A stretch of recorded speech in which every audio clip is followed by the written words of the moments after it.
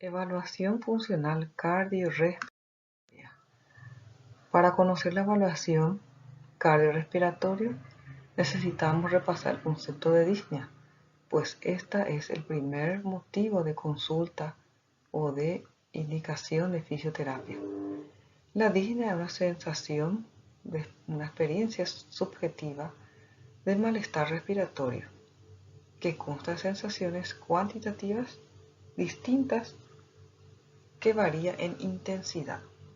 Esto entonces según la Sociedad Americana Torácica.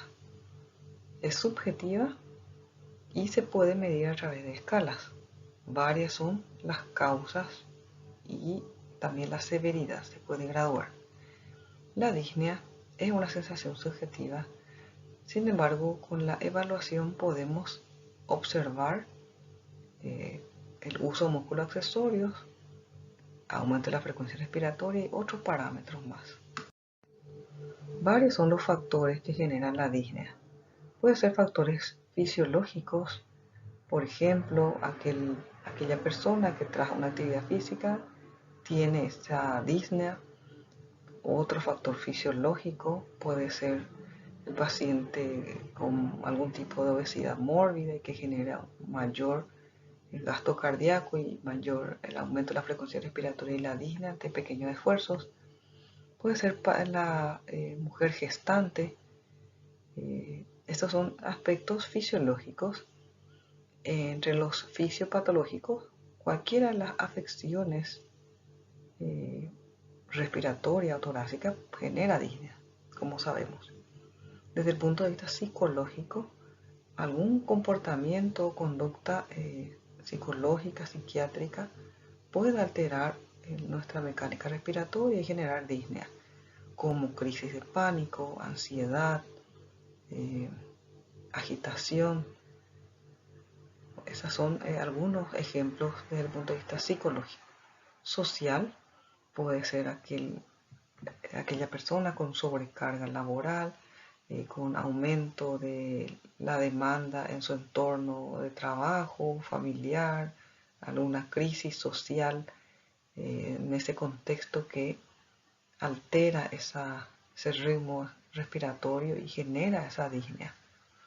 También factores ambientales, tanto aquellas que comprometen los bronquios a nivel bronquial, vía aérea alta y parénquima pulmonar. Según la enfermedad, podemos tener diferentes tipos de manifestación clínica y en la exploración también. En todas estas enfermedades que tenemos aquí, enfermedades como neumonía, asma, EPOC, tromboembolia, edema pulmón, neumotora, derrame pleural, estas pueden generar disnea y dependiendo de la severidad, la disnea va a ser importante. Vamos a destacar en el punto de neumonía, que es una de las primeras causas de internación o una de las causas de mayor mortalidad en los hospitales. Esta tiene el paciente, además de la disnea, expectoración, tos, fiebre, dolor pleurítico. Y en la evaluación se observa la taquipnea, crepitantes. Y los estudios que se pide al paciente, la gasometría, análisis sanguíneo, radiografía de tórax. En el EPOC generalmente hay expectoración, hay tos. Son los signos clínicos típicos en el paciente EPOC, que ya muchos conocemos sobre las características de un paciente con EPOC. Se solicita estudios gasométricos, se observa el valor de CO2 por si tenga retención o hipercapnia, así como el pH para conocer la acidemia. Es importante observar la radiografía por si tenga algún tipo de atelectasia, un compromiso de condensación del parénquima como neumonía, ruptura de bullas o bullas pleurales, pulmonares. En la tromboembolia o embolismo pulmonar, estamos ante un paciente que tiene como enfermedad asociada algún trastorno en la coagulación y en la clínica se observan los signos de la trombosis venosa profunda, El paciente tiene taquipnea, taquicardia, hemóptisis.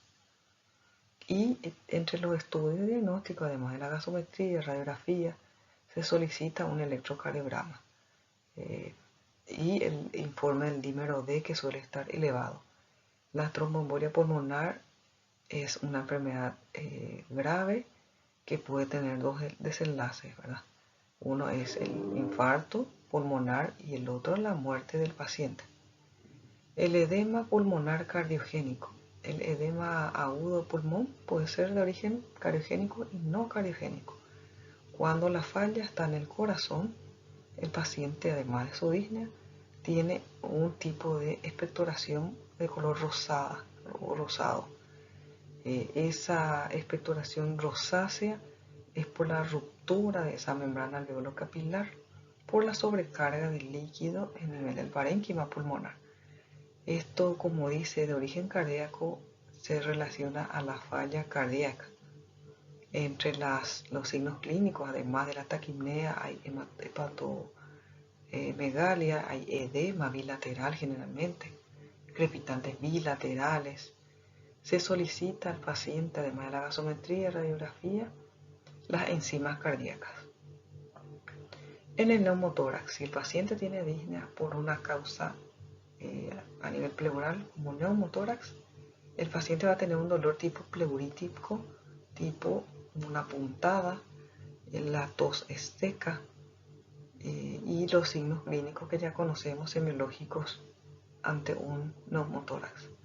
Y en el derrame va a tener un dolor también pleurítico, disnea y los signos típicos de un derrame pleural. Entonces todas estas ocasionan disnea y, como vemos, la mayoría respiratoria.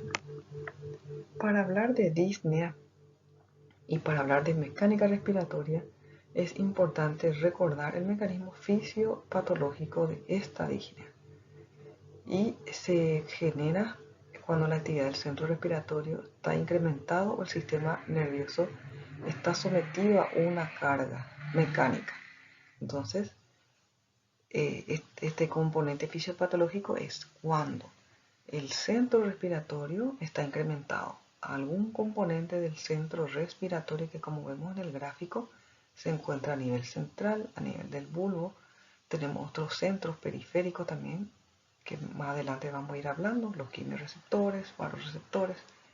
Entonces, hay disnea cuando esto se encuentra incrementada o cuando hay una carga mecánica, ya sea en los bronquios, en el parénquima, en la caja torácica, musculatura, espacio pleural.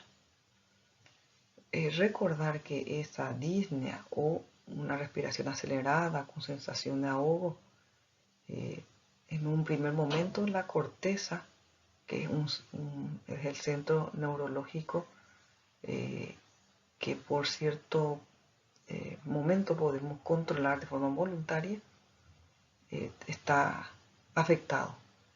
Entonces, el control de la respiración, recordemos, tenemos los centros neurológicos del sistema nervioso central propiamente, que está en la corteza y en el tronco cerebral. En la corteza marca la duración del ritmo de la respiración y el tronco marca o conduce el ritmo respiratorio. Recordemos que la disnea aumenta el ritmo y puede aumentar también la profundidad.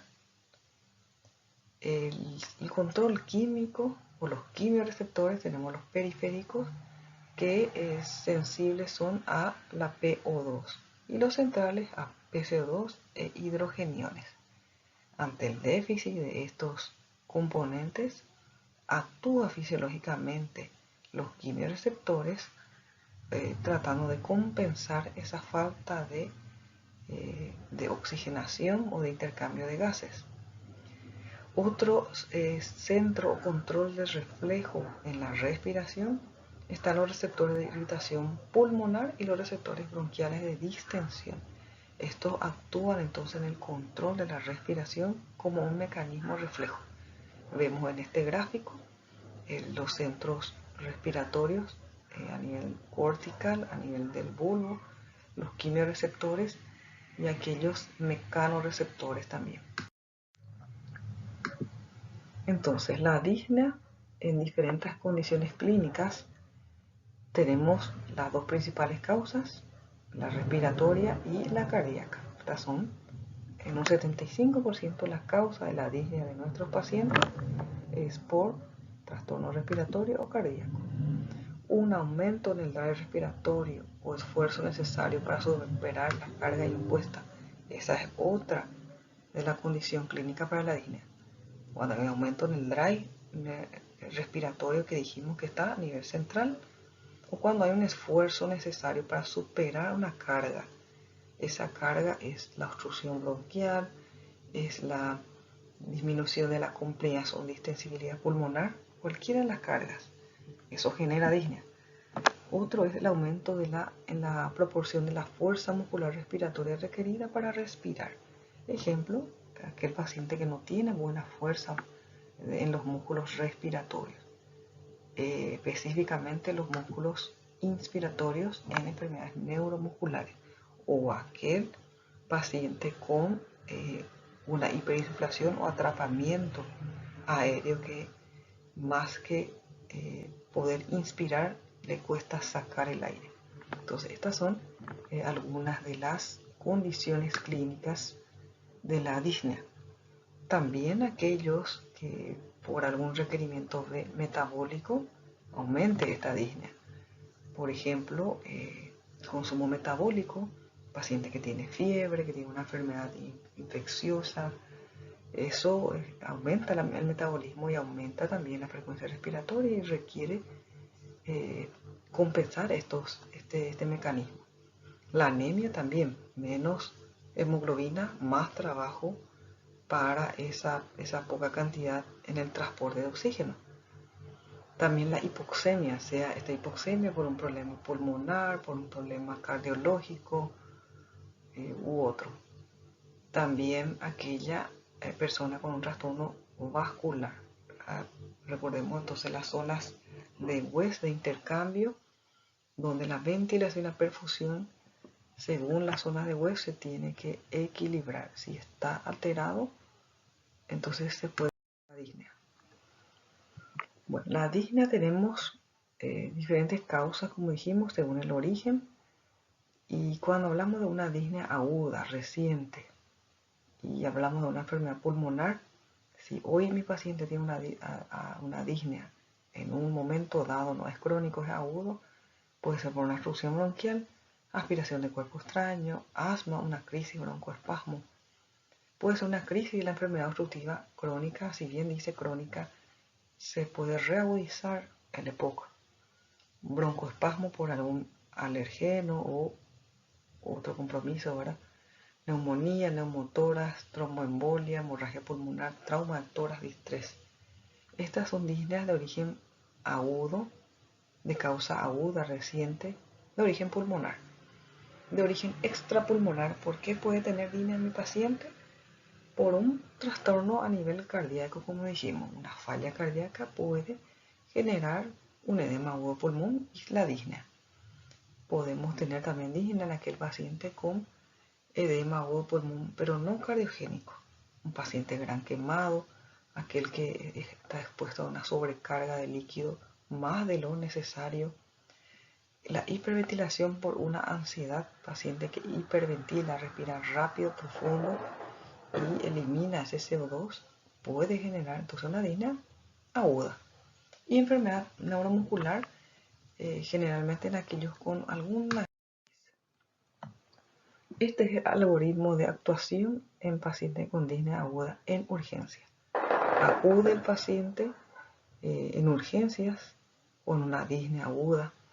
Si tiene estridor más tiraje, se le evalúa con el laringoscopio, porque puede ser un cuerpo extraño, y bueno, como dice ahí, se retira ese cuerpo extraño si es eso, es la causa. Si esa disnea aguda tiene otros signos, síntomas de alarma, o son signos de fracaso ventilatorio inminente, que significa que en cualquier momento hace una falla ventilatoria, ¿verdad? Si tiene estas características, ¿verdad? Entonces, si tiene estas características, evaluar, intubar al paciente o la reanimación. Estamos hablando de un fracaso ventilatorio inminente. Este paciente puede hacer un paro cardiorrespiratorio. Si no tiene estos signos en la disnea aguda, se evalúa con la clínica, la anamnesis, la evaluación por aparato y sistema, exploración, se le pide una gasometría, radiografía de tórax, una evaluación analítica. Una vez que se tenga toda esta evaluación, se realiza la historia clínica, se procede a el tratamiento que podría ser oxígeno, broncodilatadores, diurético, antibiótico, heparina, según el informe de estos estudios. Si el paciente tiene una afección crónica, estamos hablando de la disnea aguda, con o sin oxígeno domiciliario, entonces se plantea si es sin oxígeno, hacer de vuelta gasometría, aplicar oxigenoterapia con Venturi 24% FiO2. Si el paciente recibe oxígeno domiciliario, entonces aquí podemos pautar el oxígeno a Venturi 24 y reevaluar a través de la gasometría. Si este paciente requiere otros estudios por estos informes, entonces estos otros estudios específicos plantea el tratamiento en áreas. También puede haber disnea de causa crónica. Aquel paciente que por alguna de estas patologías presenta esa disnea crónica. Y en esta imagen no vemos el COVID, ¿verdad? Que como sabrán, ¿verdad? Afectó el parénquima pulmonar.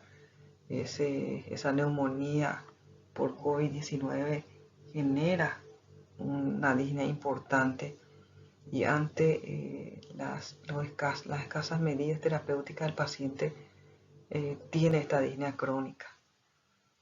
Y bueno, acá tenemos la de origen pulmonar, enfermedades de las vías aéreas, puede ser del parénquima, enfermedades pleurales, aquellos que ya tienen algún compromiso crónico. Lo mismo los cardiópatas que a veces en reposo tienen su disnea y otros. Esta imagen vamos a usar, esto también ya fuimos hablando en la clase anterior, no obstante observemos la caja torácica, observemos el aplanamiento de la cúpula, toda la desventaja biomecánica que se genera en el caso de un paciente con crisis de EPOC. Observar no solamente la disnea, sino la mecánica respiratoria, más aún en aquellos que tienen tiraje, ya sea tiraje intercostal, tiraje subcostal como es la paradoja abdominal o el signo de Hover, y aquellos que tienen un tiraje universal, que puede ser en esta paradoja torácica universal, decimos cuando hay tiraje intercostal, supraclavicular, subcostal y aleteo nasal. La disnea, y siguiendo con la evaluación cardiorrespiratoria, necesitamos identificar si el paciente está llegando a una fatiga muscular respiratoria. No es lo mismo fatiga y debilidad muscular respiratoria. Si el paciente tiene disnea, en algún momento se va a cansar, se va a fatigar. Y esa fatiga, el término fatiga es la incapacidad para desarrollar una fuerza determinada y generalmente secundaria a una actividad muscular. Y es reversible con el reposo. O sea que mi paciente se puede cansar, fatigar después de una actividad, una sobrecarga muscular respiratoria, porque tenía una obstrucción bronquial, el paciente empezó a intentar eliminar esa secreción, se cansó la musculatura, entonces se puede fatigar, o tiene un broncoespasmo, se cansa en algún momento esa musculatura y como dice ahí, se revierte con el reposo. Si son causas obstructivas, libero la vía aérea y eso subsana el problema. Hay veces que va a requerir de una intubación con un mecanismo de hacer reposar, descansar la musculatura. Y como dice el término, esa fatiga se puede revertir, va a mejorar. En cambio, la debilidad muscular respiratoria y la incapacidad de un músculo que estando antes en reposo no puede generar esa presión, esa fuerza, ¿verdad? Y no se revierte, al menos a corto plazo, no se revierte con el reposo. Si dice que estando antes en reposo, significa que esa musculatura ya tiene un déficit, o es un paciente con enfermedad neuromuscular, o es un paciente con un trastorno muscular, nervioso, la unión a nivel de la neurona motriz, a nivel de la nutrición de la musculatura. Si ya antes tiene una patología que predispone a esta debilidad, ¿verdad? Esta no se revierte a corto plazo con el reposo. Es por eso que se evalúa ante un paciente con debilidad muscular y la intubación, ¿verdad? O la traqueotomía. La fatiga muscular aumenta la demanda de la energía. Si el paciente está teniendo fatiga muscular, en algún momento se va a cansar porque toda su energía está utilizando. Esa energía va disminuyendo, disminuye la competencia neuromuscular, dificulta también todo lo que es el gasto cardíaco y el flujo sanguíneo a los músculos. Entonces, algunos ejemplos de fatiga. ¿Qué tipo de paciente se puede fatigar? Aquellos pacientes que estuvieron expuestos a una sobrecarga de actividad, como dicen, ¿verdad? El término. El recién nacido, si bien no está expuesto a una sobrecarga externa, el recién nacido, al respirar de forma espontánea y a tener una desventaja muscular y en la caja torácica y las vías aéreas, pueden fatigarse, y más aún los prematuros.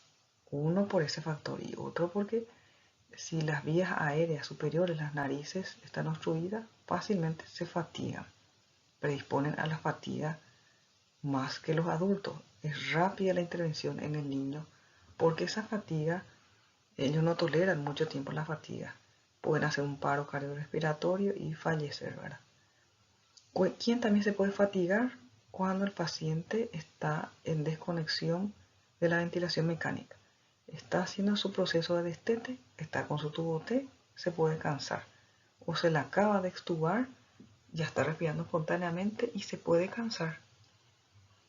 ¿Cuál es la intervención en esos casos? Bueno, si no se plantea la intubación, se puede plantear la ventilación no invasiva.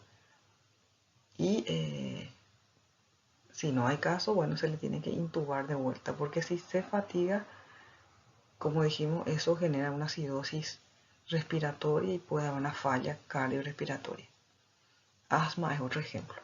Y la debilidad, como mencionamos, es un trastorno ya que se genera estando antes en reposo el paciente, ¿verdad? No ante sobrecarga como el anterior. Ejemplo, estos trastornos musculares, cuando el músculo no está bien nutrido, cuando hay hipercapnia, también aumenta el CO2. Si mi paciente tiene una debilidad muscular respiratoria, desnutrición importante, enfermo neuromuscular, en Guillain-Barré, una miastenia, ellos con esa desventaja se pueden cansar, fatigar. Y esta fatiga puede llevar a una insuficiencia ventilatoria. Y aquí empezamos con la escala de evaluación. Tenemos el contexto entonces respiratorio, tenemos un contexto cardiorrespiratorio y esta es una de las escalas que usamos generalmente en pacientes internados, encamados, en donde no podemos evaluar la fuerza de manera analítica como Daniel nos explica. Esta fuerza muscular, según MRC, es una fuerza es una escala que se usa para identificar la debilidad muscular adquirida en UTI. El paciente estando en decúbito supino, se le pide todos estos movimientos que vemos aquí. Abducción del hombro, flexión de codo, extensión de muñeca, flexión de cadera, extensión de rodilla, dorsiflexión de tobillo. Y miembro superior e inferior derecho e izquierdo, ambos lados, y se va puntuando según estos valores, esta escala que ya conocemos nosotros. Si todo tiene valor 5 va a tener 60 puntos. Y si tiene menos de 48 puntos, entonces tiene una debilidad adquirida en UTI. Entonces, estamos hablando de la evaluación cardiorrespiratoria. Dijimos que es importante conocer las causas de las disneas, que es una de las primeras causas de fisioterapia o de atención o de intervención. Conocer todos los datos de la historia clínica, conocer la cirugía, si tuvo anteriormente, si usa aerosoles, bueno, todos estos datos, sacar de la historia y a partir de ahí, a partir de estos datos extraídos más la evaluación, voy a seleccionar las escalas. Si yo quiero valorar la disnea de mi paciente, recordar que la disnea se puede presentar en reposo o durante la actividad. Si yo quiero evaluar disnea aguda, entonces puedo usar la escala de MRC, que les voy a mencionar más adelante, o puedo usar la escala analógica visual, les voy a mostrar también la imagen, o la escala de Borg.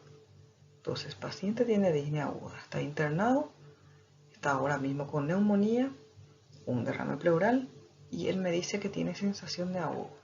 Yo puedo optar por estas escalas para valorar la disnea.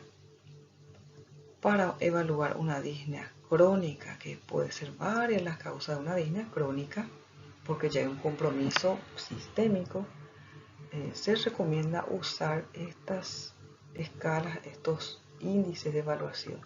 Uno de ellos es el índice de disnea basal y de transición, y el otro es la disnea en el cuestionario respiratorio crónico. Estas son escalas ya validadas y que se aplica, es un poco más extenso el crónico que la disnea aguda.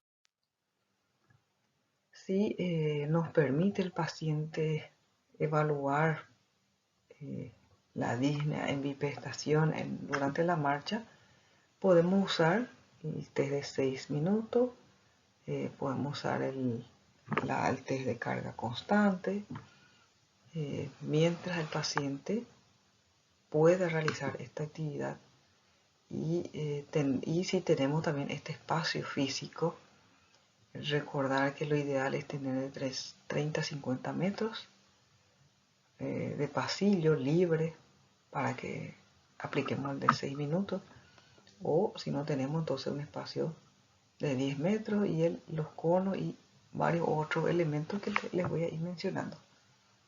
Entonces, una evaluación de la disnea que valora la capacidad del ejercicio, tenemos esta, y la de la disnea que ya mencionamos en la anterior. Una evaluación de calidad de vida de disnea es también el de St. George, el de CRQ, SF36. Estos son cuestionarios un poco extensos, validados, instrumentos que se utilizan mucho en pacientes con enfermedades crónicas, que compromete la calidad de vida del paciente, no solamente el aspecto respiratorio. Y también la evaluación de Bode, que tiene en cuenta todas las dimensiones, no solo pulmonar. Entonces la escala puede ser de Medical Research Council, donde tiene un valor de 0 a 4. Y le preguntamos al paciente cuánto de sensación de disnea o de falta de aire tiene, según estos parámetros. El de New York, de la Asociación de Nueva York, ¿verdad?, que valora más a nivel cardíaco, usamos esta escala. Esta escala de preferencia para disnea de origen cardíaco.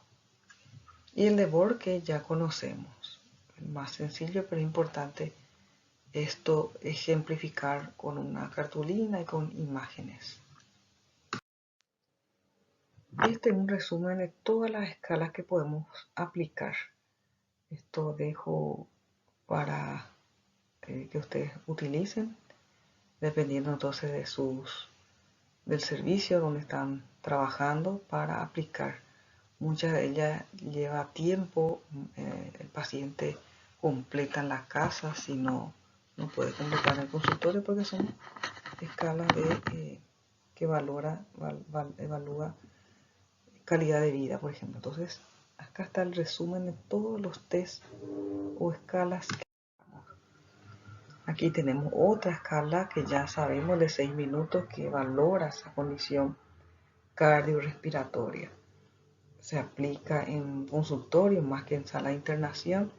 Se tiene que evaluar la respuesta del paciente según la edad, según el sexo. Ahí les adjunto las fórmulas, les adjunto un modelo de ficha de evaluación de la prueba de 6 minutos, que es muy relevante para aquellos que tengan enfermedad respiratoria o cardiorrespiratoria.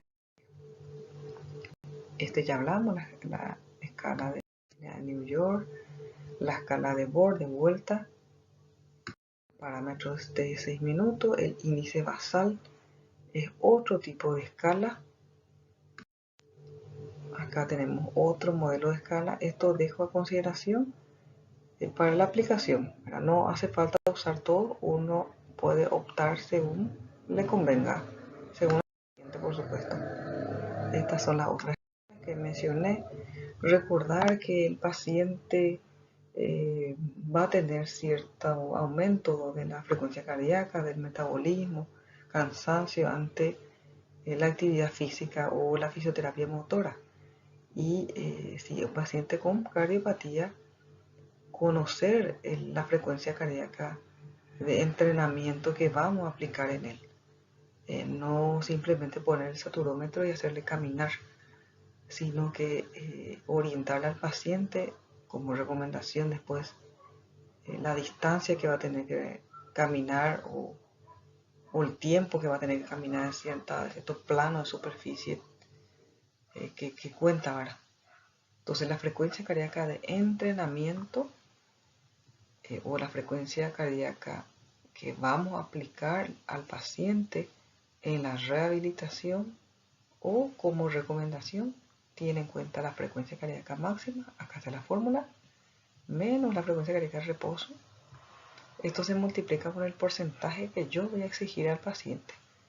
Podemos empezar con 50%, 60%, no superar 80%, si hablamos de actividad aeróbica, más frecuencia cardíaca de reposo. Entonces esta es la fórmula que yo aplico. Si estoy entrenando a mi paciente, el porcentaje va a ir aumentando. Hay otras escalas más de evaluación. Estas son aplicables. Estas se pueden utilizar en terapia intensiva, también no solamente en internación. Si yo quiero valorar la funcionalidad, estas son las escalas que se puede aplicar. Si yo quiero valorar la fatiga, la fuerza, el equilibrio, estas son las escalas que yo puedo utilizar en un contexto cardiorrespiratorio. Bueno, y algunos puntos sobre sobre las secuelas de la pandemia, secuelas del COVID. Las secuelas del COVID puede durar, como dice acá, más aún aquellos que estuvieron en terapia intensiva puede durar hasta 5 años. Esa alteración tanto física, cognitiva, psicológica. Entonces, muchos de estos pacientes que estuvieron en crisis hoy continúan su rehabilitación por consulta externa. Y estas son escalas que se aplicaron en el post-COVID en pacientes que iniciaron ya su rehabilitación motora.